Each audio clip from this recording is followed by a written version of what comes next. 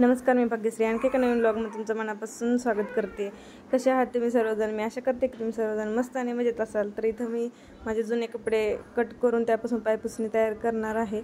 तर सगळे असे कट करून घ्यायचे आणि त्यानंतर अशी वेणी घालून त्याला शिवून घ्यायचं आणि कंप्लीट झाल्यानंतर ते पण तुम्हाला दाखवते। आणि त्याच दिवशी होतं मतदान, तर मतदान करायला पण आम्ही जाणार होतो गावाकडे। तर गावाकडेच आहे माझं मतदान। बाबा इथं कट करून देत होते मला ते पायपुसणीचं आणि मी ती वेणी घालून असं हे करत होते। आणि वेणी ती सगळी 2-4 ह्याची घातली आणि त्यानंतर आम्ही गेलो मतदान करायला। मतदान हे आपला एक हक्क आहे, तो बजावलाच पाहिजे। त्यानंतर इथं आम्ही चाललोय।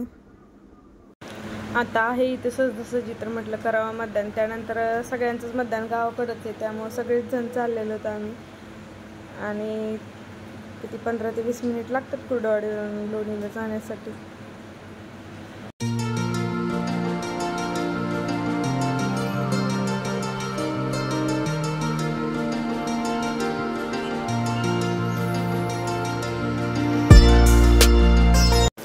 आलो इथं आम्ही मतदान करण्यासाठी। मतदान केलं आणि त्यानंतर घरी आलो। घरी आल्यानंतर असा एक व्हिडिओ घेतला थोडासा आणि फोटो वगैरे काढले रील्स बनवण्यासाठी। तर त्यानंतर मग थोड्या वेळ गावाकडे बसलो आणि नंतर आलो कुर्डवाडीला। तर तिथं वस्तीवर बसल्यानंतर वहिनींनी बैलजोडी आणली होती, तर त्या दाखवत होत्या की बैल आणले वगैरे म्हणून। तर 200 रुपयाला आणले त्यांनी। सोनारीची यात्रा होती तिथून ही बैलजोडी। मला तर खूप आवडली बैल, छान अशी सजावट केलेली वगैरे होती, ती झाल वगैरे होती त्याला।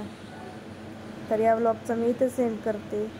कसा वाटला ब्लॉग ते भी नक्की कमेंटमध्ये सांगा आणि चॅनलवर नवीन असाल तर सबस्क्राईब करायला विसरू नका। भेटूया आपण अशाच नवीन ब्लॉगमध्ये, तोपर्यंत बाय।